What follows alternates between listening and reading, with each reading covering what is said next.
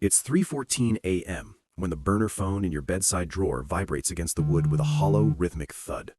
You don't reach for your primary phone. You don't look at the time.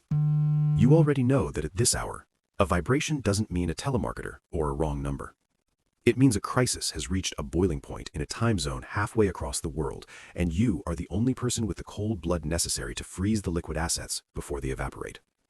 You sit up in the dark of your Manhattan penthouse, the city lights shimmering like spilled diamonds outside the floor-to-ceiling glass. You flip the small plastic device open. The screen is a harsh, pixelated green. There is no name, only a series of 7 digits that would mean nothing to anyone else.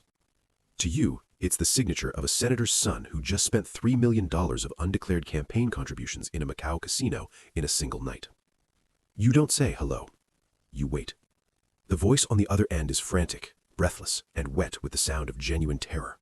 He tells you the local authorities are asking questions about the wire transfer source. He tells you the bank is flagging the transaction. You cut him off mid-sentence with a voice as flat as a dial tone. You tell him to go back to his hotel room, take a sedative, and forget he ever had a father in politics. By the time he wakes up, that $3 million won't exist as a campaign contribution. It will exist as a diversified portfolio of digital art, a series of consulting fees for a defunct shipping company in Cyprus, and a donation to a non-profit that doesn't actually have an office. This is your life as a high-stakes money launderer for Elite Political Dynasties.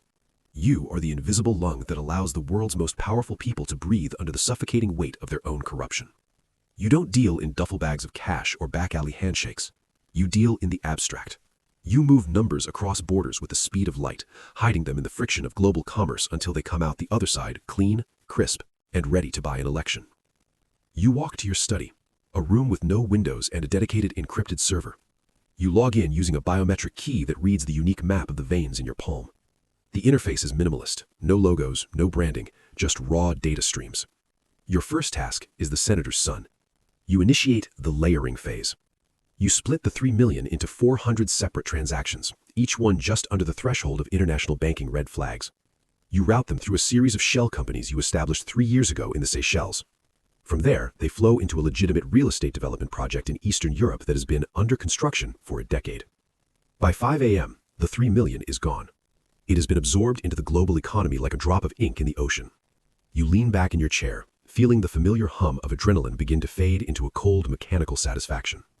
You aren't just an accountant. You are an architect of shadows. You understand the one truth that politicians try to hide from the public. Power isn't about votes. It's about the untraceable movement of resources. The sun begins to rise over the East River, but your day is just beginning. You have a lunch meeting at a Michelin star restaurant in Midtown with a woman whose family has held a seat in the European Parliament for 3 generations. On the surface, she wants to discuss her foundation's expansion into South America. In reality, she needs to move $40 million out of a Swiss account before the new transparency laws take effect next month. You arrive at the restaurant 10 minutes early. You wear a suit that costs more than most people make in a year, yet it is designed to be entirely forgettable. You are the gray man. You are the shadow in the corner of the photograph. When she arrives, she looks poised, elegant, and deeply anxious. You can see the slight tremor in her hands as she reaches for her water glass. She talks about logistics and legacy preservation. You let her talk. You know that for people like her, the hardest part isn't the crime, it's admitting that they are a criminal. You wait for the waiter to clear the appetizers before you lean in. You don't use the word money. You don't use the word laundry. You talk about flow optimization and jurisdictional agility. You tell her that the $40 million can be moved into a series of private equity funds specialized in renewable energy. It sounds noble. It sounds like progress. In reality, those funds are black holes that lead back to a private vault in Singapore that you control. She nods, a look of profound relief washing over her face. She hands you a leather-bound folder containing the account details. You slide it into your briefcase without looking. The commission for this single move will be $2 million in untraceable cryptocurrency. It's a drop in the bucket compared to the wealth you manage, but it's the price of your silence and your genius. As the weeks turn into months, the scale of your operations escalates. You aren't just moving money for individuals anymore. You are managing the financial backbone of entire political movements. You learn the hidden rules of the world. You learn that the war on corruption is often just a tool used by one dynasty to bankrupt another. You see the ledgers of the people who write the laws, and you realize that the law is a suggestion for the poor and a hurdle for the rich. You begin to take bigger risks. You start using mirror trading schemes, where you buy securities in one country and sell them almost instantly in another through a different entity. It's a high-wire act, One mistake, one delay in a server response, and the whole house of cards could collapse. But you don't make mistakes. You have built a system of redundancies and fail-safes that even the most sophisticated intelligence agencies can't penetrate. With this power comes a profound shift in your identity. You find it harder to relate to the normal world. When you walk down the street and see people arguing about the price of groceries or worrying about their mortgages, you feel like a god observing ants. You know that with a few keystrokes, you could wipe out the pension funds of an entire city or fund a coup in a small nation. The moral conflict that used to nag at you in the early days has been replaced by a cold operational focus. You don't judge the people you work for, you simply facilitate their desires. But the system has a way of reminding you that you are still human. You receive a message on your encrypted laptop. It's not a request for a transfer. It's a photograph of you entering the restaurant for your lunch meeting with the European politician. The angle is high, taken from a rooftop or a drone. There is no text, just a timestamp. Someone is watching the watcher. The stress begins to manifest in small ways. You stop sleeping more than 3 hours at a time. You check your apartment for listening devices every time you return. You realize that while you know everyone's secrets, they only know you as a function. If you were to disappear, the money would find a new path. The dynasties would find a new launderer. You are essential, yet entirely disposable.